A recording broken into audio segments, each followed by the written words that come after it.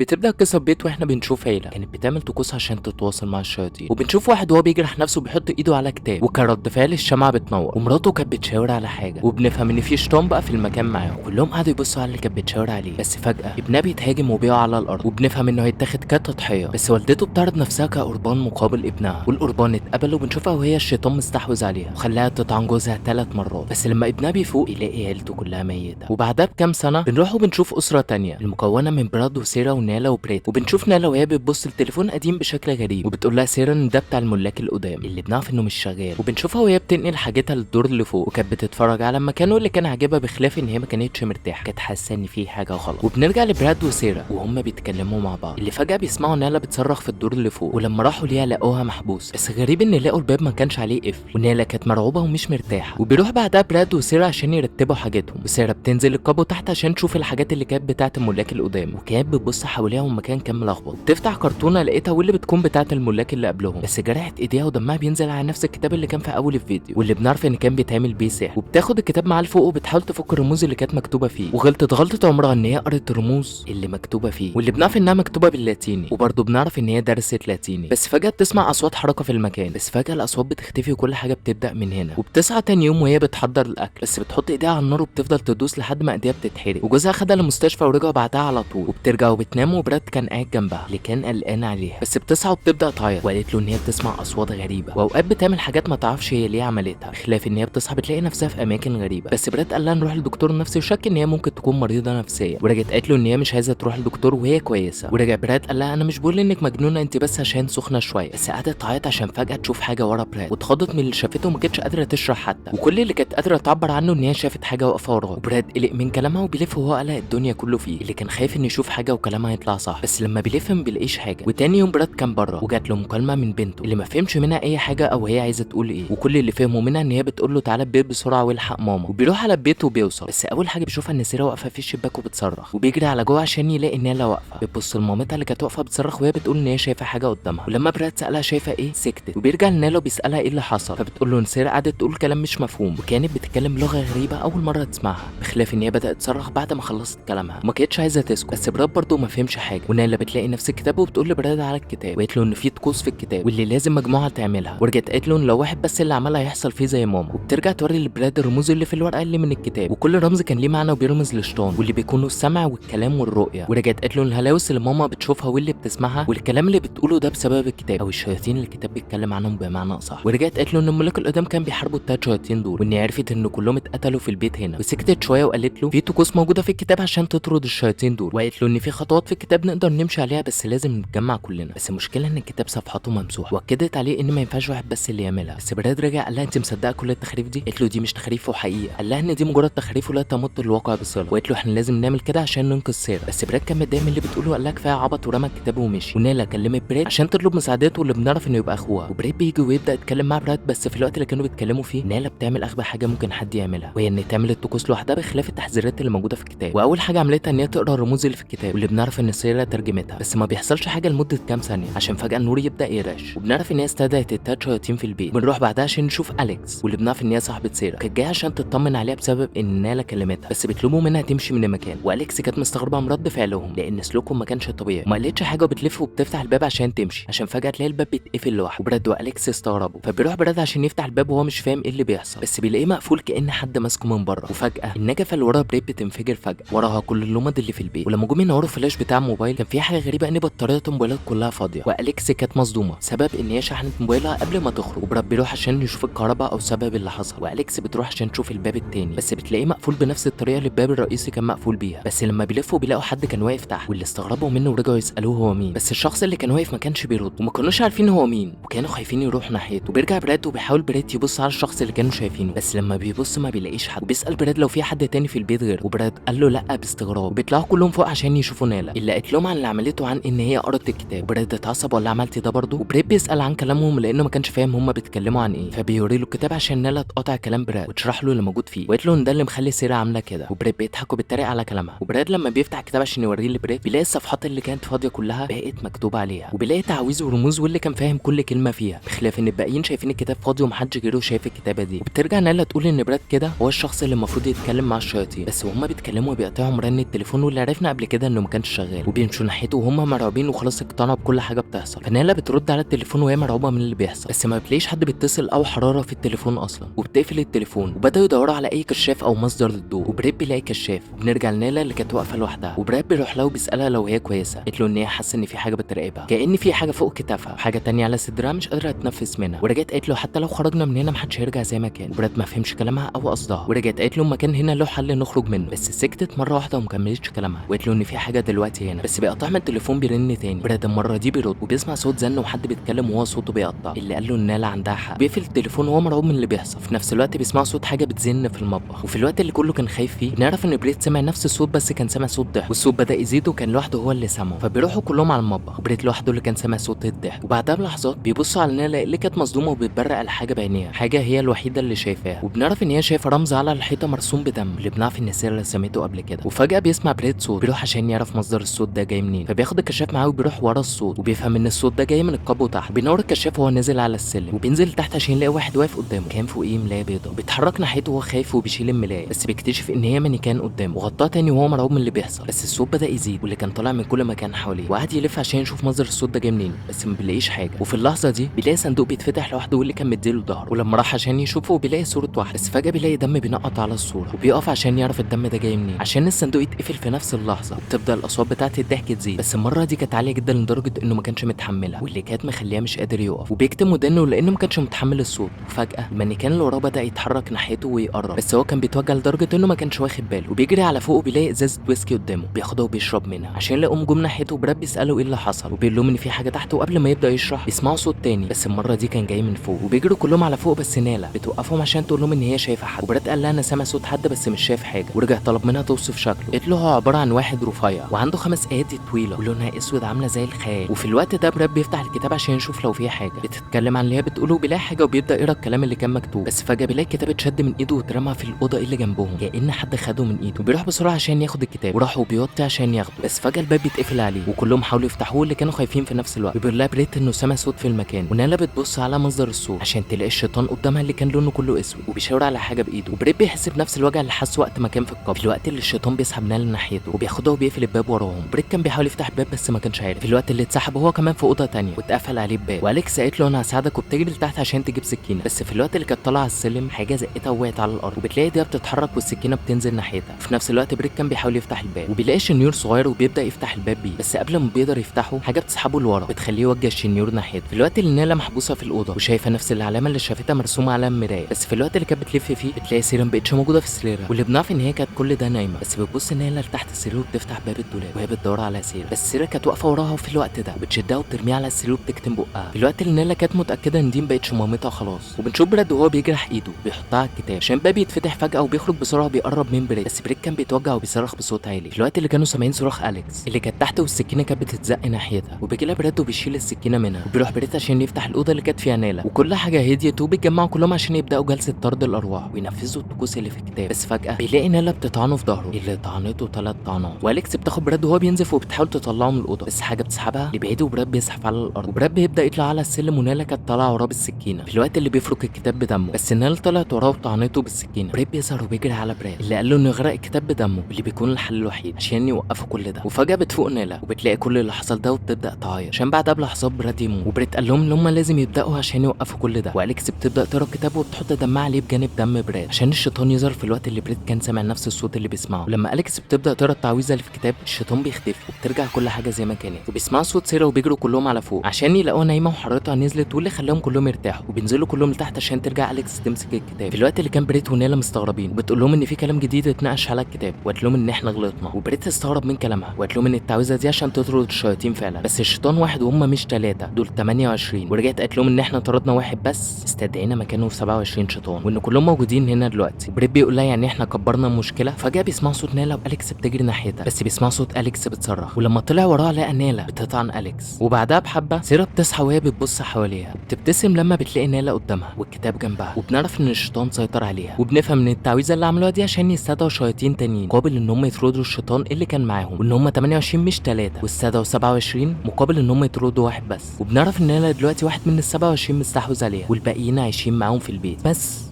وبيخلص الفيلم على كده. وما تنساش تعمل اشتراك في القناه عشان تشوف كل جديد.